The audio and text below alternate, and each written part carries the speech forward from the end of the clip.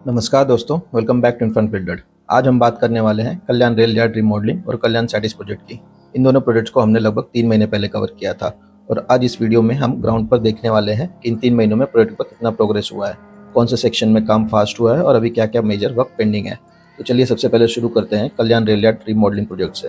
अगर प्रोजेक्ट के current status की बात करें तो लगभग 866 करोड़ का यह मेगा प्रोजेक्ट सेंट्रल रेलवे के METP 3A के अंडर एग्जीक्यूट हो रहा है और इसका कंप्लीट कंप्लीशन टारगेट मार्च 2027 रखा गया है। अब ग्राउंड पर करंट प्रोग्रेस को देखें तो प्रोजेक्ट का सबसे बड़ा ट्रांसफॉर्मेशन आपको मेन पैसेंजर प्लेटफॉर्म पर नहीं बल्कि कल्याण के पुराने गुड्स यार्ड में देखने को मिलेगा।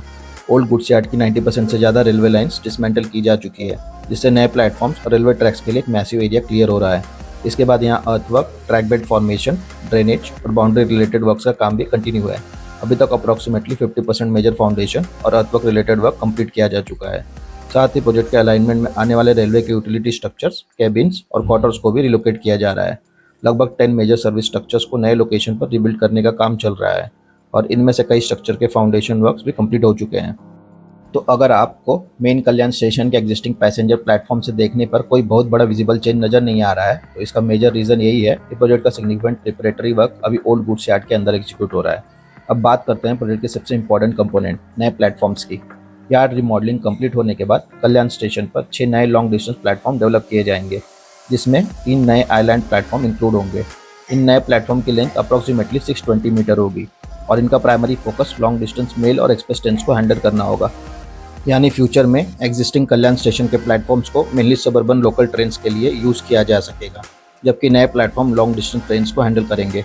इससे लोकल और लॉन्ग डिस्टेंस ट्रेन ऑपरेशंस को सेपरेट करने में हेल्प मिलेगी और कल्याण यार्ड का एग्जिस्टिंग ऑपरेशनल बॉटलनेक भी रिड्यूस हो सकता है। अब प्रोजेक्ट के एक और मेजर डेवलपमेंट की बात करें, मार्च 2026 में RITS लिमिटेड ने 2.09 करोड़ का डिज़ाइन कंसल्टेंसी कॉन्ट्रैक्ट राज्य प्रोजेक्ट मैनेजमेंट कंसल्टेंट को अवार्ड किया है और यह कॉन्ट्रैक्ट सिर्फ किसी छोटे ऑफिस या एग्जिस्टिंग प्लेटफॉर्म स्ट्रक्चर के लिए नहीं है। इसका स्कोप एक brand new integrated station complex के आर्किटेक्चर स्ट्रक्चर और MEPF डिज़ाइन से रिलेटेड है। यानी फ्यूचर में कल्याण स्टेशन पर एक completely new station building develop की जाएगी, जिसमें multi level passenger concourses, ticketing areas, waiting spaces और कमर्शियल फैसिलिटीज जैसे कंपोनेंट इंक्लूड होंगे। लेकिन इस प्रोजेक्ट का सबसे इंटरेस्टिंग फीचर होगा इसका मैसिव एलिवेटेड डेक स्लैब। यह elevated deck slab existing local platform के ऊपर से लेकर नए लॉन्ग डिस्टेंस प्लेटफॉर्म तक एक्सटेंड करेगा और फ्यूचर में एक यूनिफाइड स्टेशन कॉम्प्लेक्स क्रिएट करेगा।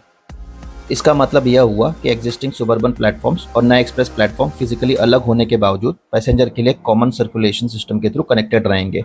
इसके साथ वाइडर और इंटीग्रेटेड FOBs यानी फुट ओवर ब्रिजेस भी प्लान किए जा रहे हैं, जो एग्जिस्टिंग स्टेशन साइड को नए प्लेटफॉर्म एरिया से कनेक्ट करेंगे। यानी फ्यूचर में कल्याण स्टेशन का रीडेवलपमेंट सिर्फ 6 नए प्लेटफॉर्म्स ऐड करने तक लिमिटेड नहीं रहेगा, बल्कि पूरा स्टेशन एक इंटीग्रेटेड मॉडर्न रेलवे हब के रूप में डेवलप होगा। अब बात करते हैं प्रोजेक्ट के टाइमलाइन की। इस प्रोजेक्ट का फाइनल कंप्लीशन टारगेट मार्च 2027 दिया गया है, लेकिन अभी नए platform, elevated deck, station building, FOBs, signalling, OHC और कंप्लीट यार्ड इंटीग्रेशन जैसे मल्टीपल इंपॉर्टेंट कंपोनेंट को एग्जीक्यूट करना बाकी है। इसीलिए आने वाले कुछ महीने इस प्रोजेक्ट के लिए एक्सट्रीमली क्रिटिकल होने वाले हैं। करंट प्रोग्रेस को देखें तो एक तरफ ओल्ड गुड्स यार्ड का मेजर पोर्शन क्लियर हो चुका है और फाउंडेशन और ट्रैक रिलेटेड वर्क प्रोग्रेस में है, लेकिन पैसेंजर फेसिंग स्टेशन रीडेवलपमेंट का सबसे विजिबल फेस अभी आना बाकी है और जब एलिवेटेड डेक, नए प्लेटफॉर्म और इंटीग्रेटेड स्टेशन स्ट्रक्चर ग्राउंड पर विजिबली राइज करना स्टार्ट होगा, तब कल्याण रेल यार्ड रिमॉडलिंग का एक्चुअल ट्रांसफॉर्मेशन क्लियरली देखने को मिलेगा। ओवरऑल देखा जाए तो कल्याण रेल यार्ड रिमॉडलिंग सिर्फ 6 नए प्लेटफॉर्म बनाने का प्रोजेक्ट नहीं है। यह कल्याण को एक ऐसे इंटीग्रेटेड रेलवे हब में ट्रांसफॉर्म करने का प्लान है जहां लोकल, लॉन्ग डिस्टेंस और फ्रेट ट्रैफिक को बेटर सेग्रीगेट करके रेलवे कैपेसिटी, पंक्चुअलिटी और पैसेंजर मूवमेंट को इंप्रूव किया जा सके। अब देखना इंटरेस्टिंग होगा कि मार्च 2027 के टारगेट को मीट करने के लिए रिमेनिंग कंस्ट्रक्शन कितनी स्पीड से एग्जीक्यूट होता है। अब आते हैं यहीं पर बन रहे दूसरे इंपॉर्टेंट प्रोजेक्ट यानी कल्याण सैटिस यानी station area traffic improvement scheme और लगभग 602 करोड़ का यह mega urban infra project KDMC के थ्रू डेवलप किया जा रहा है। अगर सैटिस के डिज़ाइन की बात करें तो इसका बैकबोन है एक इंटरकनेक्टेड फ्लाईओवर नेटवर्क जो बैल बाजार चौक से लेकर कल्याण मुरबाड रोड और सुभाष चौक साइड तक ट्रैफिक को एलिवेटेड रूट प्रोवाइड करेगा। इस प्रोजेक्ट का मेन ऑब्जेक्टिव है कल्याण वेस्ट रेलवे स्टेशन के बाहर के सीवेट ट्रैफिक कंजेशन को परमानेंटली रिड्यूस करना और स्टेशन के आसपास व्हीकल्स, बसेस, ऑटोस और पेडिस्ट्रियन की मूवमेंट को सिस्टमैटिकली स्ट्रीमलाइन करना। अब अगर ग्राउंड प्रोग्रेस की बात करें तो बैल बाजार से कल्याण मुरबाड रोड तक बन रहा लगभग 1.6 किलोमीटर लंबा सैटिस फ्लाईओवर अब अपने फाइनल फेज में पहुंच चुका है।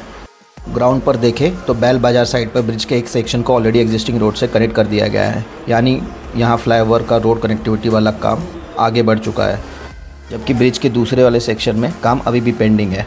वहीं अगर मुरबाड की तरफ आगे बढ़े तो आपको मोस्ट ऑफ द सेक्शन में बिटमन लेइंग का काम होते हुए दिखाई देगा। वहीं ब्रिज की दूसरी साइड पर कल्याण मुरबाड रोड की तरफ अभी भी कुछ इंपॉर्टेंट कनेक्शन और फिनिशिंग वर्क पेंडिंग दिखाई देते हैं।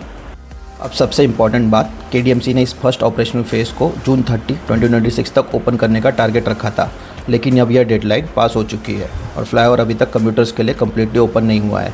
इसलिए अब देखना इंटरेस्टिंग होगा कि रिमेनिंग कनेक्शन, रोड सरफेस और फिनिशिंग वर्क्स को कंप्लीट करके केडीएमसी इस फ्लाईओवर को एक्चुअल ट्रैफिक के लिए कब तक ओपन करता है, क्योंकि इसी 1.6 किलोमीटर के फ्लाईओवर के ऑपरेशन होने के बाद ही कल्याण स्टेशन के आसपास के ट्रैफिक को रियल रिलीफ मिलना स्टार्ट होगा।